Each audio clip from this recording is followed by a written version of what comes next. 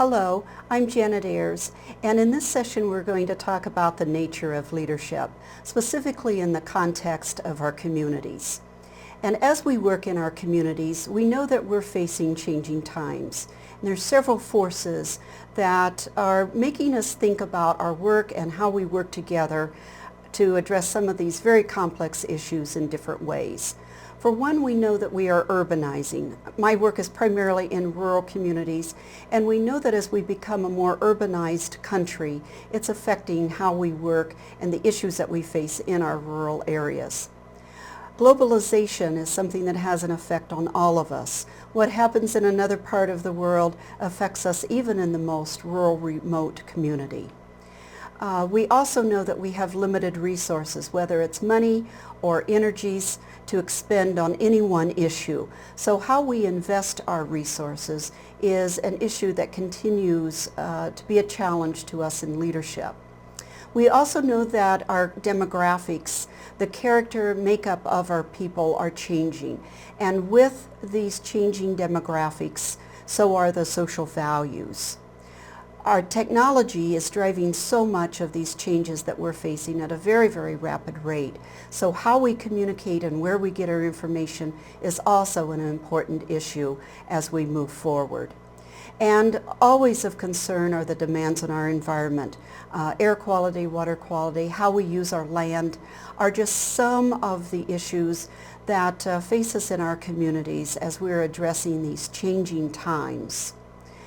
One of the things that we know, how we as a people deal with change as adults, isn't very positive.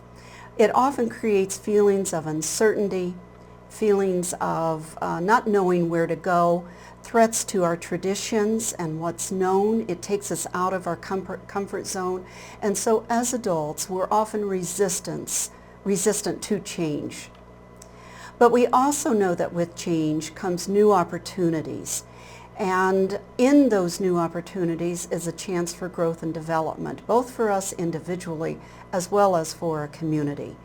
And through changing times is also a way to renew our energy in some new and exciting ways. One of the metaphors that I like to use for talking about change in our communities is like facing a maze. And in the fall, corn mazes are quite popular here in rural Indiana. But as you move into those mazes, you're often lost, not knowing which way to go, not knowing where you're going to come out, and not knowing what that experience is going to be. And so it is in our communities. We ask, where are we going? And how do we get there? And what is it that we need to do as we work on some of these very, very complex issues in our communities? And hence the importance of leadership. Leadership is what enables us to move forward in uncertain times with some of these very dynamic forces that are challenging us and causing us to think about new ways of working together. And this is the reason for this series of community leadership programs.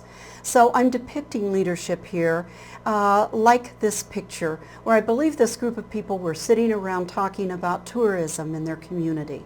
It is about how do we work together to come up with new ideas that we can move our community forward in some new ways. So one of the questions we ask is, what is leadership? Well, there's many different definitions of leadership, and I'm going to help us to think about leadership in maybe some new ways. This is a rather academic definition, but it is a definition that I used in my leadership courses here on campus. It comes from a book by Northouse. That leadership is a process where we influence each other as we are trying to achieve a common goal. So there's several key components of this definition of leadership that I do want to highlight and emphasize. Leadership being a process of us working together with others and always in a group context. It is about dealing with change. It's trying to find our way in that maze where things are different. People haven't been there before. There's not a path to follow, and we're having to create that path. So it is about dealing with change. And it is about having a goal that we share in common that is purposeful and it's intentional. It is something that we share with others as we go through the process of trying to determine how to attain that goal. And thereby we have relationships with others that we influence one another in terms of what we say, how we say it, how we're thinking, where we have different perspectives about the issue and what could be, what should be. And hopefully in that relationship we build trust with each other. So leadership is contextual. It is about the situation that we find ourselves in and the issue that we are working with. It is about other individuals that are involved with that issue and in that situation. And it is defined by the time and the dynamics of what's going on in that point of time. So, for example, a community that's working on a new zoning ordinance may have a particular issue, perhaps zoning around animal agriculture, which is very controversial in our communities right now, and a group of individuals who are involved in moving that issue forward, as well as individuals who may have very different points of view about that issue. And it's also dependent upon the dynamics of other influences that are going on in the community at that particular time. Leadership is contextual, and I think it's helpful to think about leadership in the context that we're working in. It's not static, it is dynamic, it's constantly changing and evolving. And I'm showing this particular picture because this was a community where back during a very difficult time in that community's financial situation, the county decided to eliminate the budget that they had for county parks. Well, this was not agreeable with a number of people who band together and said, our parks are too important to us. We need to do something about that. So they stepped up to the plate. These were all volunteers. They formed a not-for-profit organization, and they went into the parks, of course with the county's permission, to help clean them up, improve them, and make them even better than they were. So there are different views about leadership, and we are in a society where there's both a traditional view, and many of our institutions still hold a traditional view of leadership versus more of an emergent or more contemporary view of leadership. And I want to present this for just a bit to think about how we think about leadership. So that more traditional view of leadership is a position that you hold. Well, that is one way of thinking about leadership, but as I'm going to talk about in just a bit, we don't want to confuse leadership with authority. We used to think about leadership as focused on an individual, a person. And in another video where I give a historical perspective of leadership, we used to focus on the traits of the leader, the behavior of the leader, the charisma of a leader. We don't think about that so much anymore. We used to think of leadership as static. It was what was, and there was no dynamics of people moving in and out of leadership. And today, in the changing times that we're facing, we have to think about it in more dynamic ways. We also used to have a very narrow view and approach to issues. Leadership was viewed as being hierarchical from the top down. It was very directive and controlling. And communication thereby was from the top down. So organizations demanded loyalty and controlled that communication very tightly. Leaders in the older model threatened by change and therefore avoided conflict. Today we're finding that to be an effective leader, we have to think about leadership in a different way. So we do focus more on leadership as a process of problem solving and working through very complex issues with other people. And it's not so much about an individual as it is about the networks that we create and getting things done through our networks and in collaborative ways. and therefore leadership is very dynamic.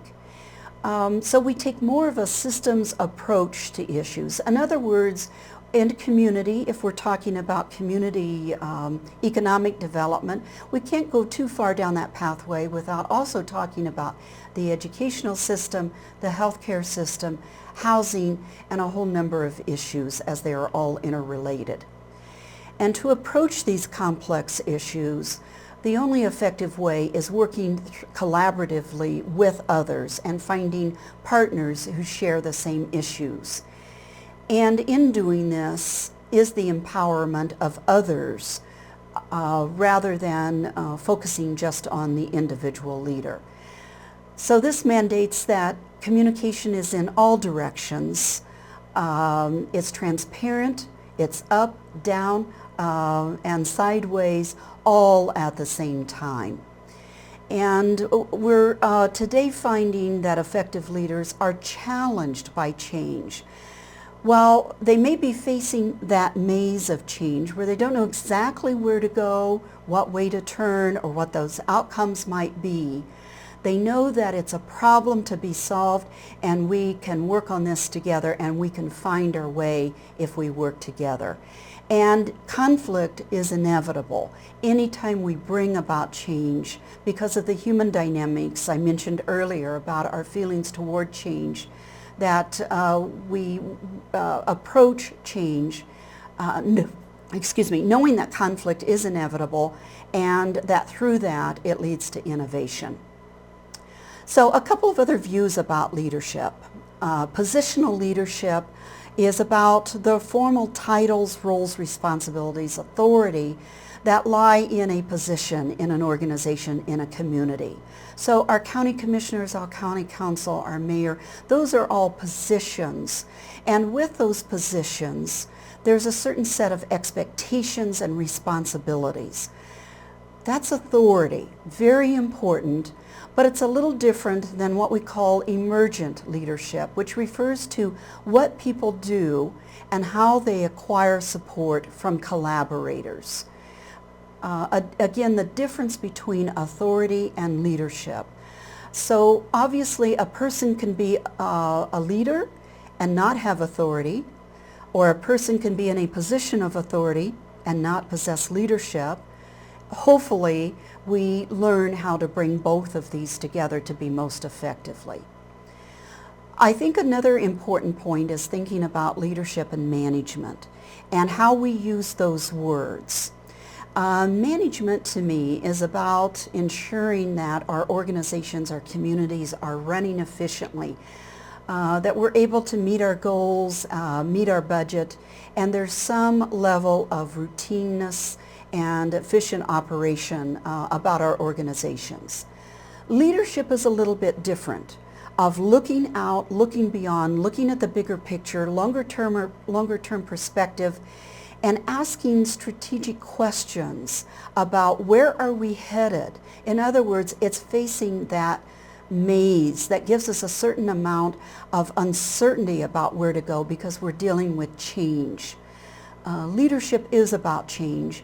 Leadership is also about taking risk because of the unknown, the uncertainties, and it's also about being able to deal with conflict.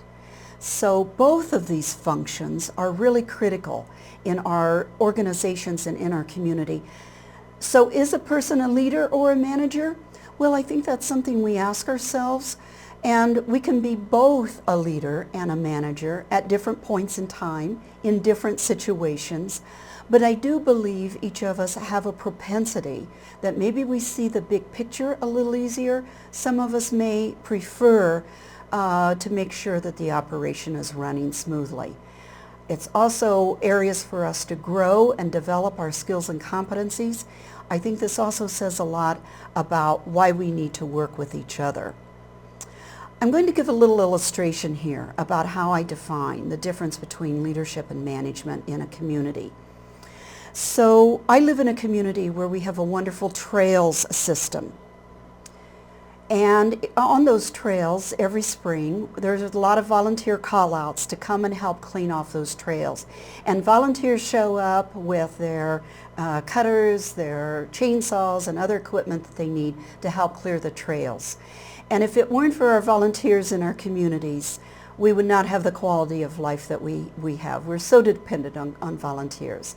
So the volunteers show up, and it requires some management. It requires some individuals who have thought about, on Trail 1, a tree blew down over the winter, and we need to cut down that tree and haul it away. So we need specifically people with chainsaws who can go on Trail 1, and we have some pickup trucks there to pick up the heavy logs. So it's managing how that work is done. Leadership, however, was the individual that had the foresight to see the value of trails in the community and took the risk to talk about putting public access trails over private property. That's leadership. So to me, there is a difference between these terms. And I think as we think about this and our own leadership that we bring to our communities, it may help us sort that out just a bit more. So I get asked a lot, where do leaders come from? Are they born or are they made? Well, I think the literature says they're both, and I believe this to be true from my own experiences. They can come from absolutely anywhere. Each of us are born with unique qualities that we bring into leadership, but being in education, I have to believe we grow and we develop, both through our education, through our training, and through reflection. So leadership can come from anywhere, and it is something that we can grow. We know that today's effective leaders possess a number of characteristics. One of those is a very well-developed inner compass. They know who they are. They know their strengths. They also know what they're not so good with. They're not afraid to take risks. They're challenged by complex problems. We also know that effective leaders today have a multiple set of skills and knowledge that they develop. And in community leadership, where we're talking about the context of leadership today, we learn how to develop our skills in communication, working with others, strategic visioning, and a lot of other skills. But we also increase our knowledge about the community and about the issues and what's important and how to problem solve and work through those issues. A couple of comments here about skills. We problem solve and work through issues with problem-solving skills. In other words, identify the issue, we gather the data, we look at alternative options, we make decisions. Very important set of skills. But when we're working with people, we work with interpersonal communication skills. How to listen, how to communicate, how to listen to different perspectives, how to control our emotions, how to work through conflict. This is lifelong learning. And in fact, we, I think, build a lifetime of really trying to enhance these skills. In doing this, we build collaborative relationships with others working in our community, and we learn how to get things done. So in other words, it's not just all dreaming about what could be, but we find avenues, we find the resources, we move it into action. And that's really critical to leadership today. So specifically, what are some of those competencies? Well, you can read these on the screen. I think there are some specific competencies that we need to focus on as we think about being able to work effectively in a community. And again, I think this is lifelong learning in terms of how we learn these skills and how we work effectively with others. Leadership can be learned, and the way we learn it is first being aware of the skill that we want to develop, and then having those life experiences where we put it into practice and we question what happened, what were the outcomes, were the outcomes what I expected? And then we reflect on it. What did I learn? What feedback did I get from others? What worked? What will I do differently in the future? And then we are back to becoming aware of another skill that we can build and enhance. So in closing, Leadership is absolutely critical today in our communities, in our organizations, and more so today than ever before because of the changes that we're facing in our community and the technology that's giving us new and different ways to communicate and share information with each other.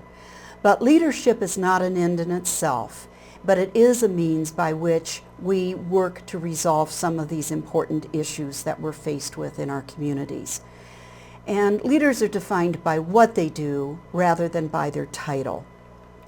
Some of the resources that I used, and one of my favorite quotes in leadership is by Ralph Waldo Emerson: "Do not go where the path may lead, go instead where there is no path and leave a trail." That's always inspired me because that says so much about courage and risk-taking and also dealing with conflict that today's leaders need and the resilience to be able to make it through. So some of the resources that I used in today's presentation, a couple I would draw your attention to, the one here at the end, Everyone Leads, Building Leadership from the Community Up by Schmitz, came out in 2012, and then some other leadership resources that have been around for a while, some focusing on personal leadership, others on community. So thank you very much for participating today, and I look forward to you in some of the other series.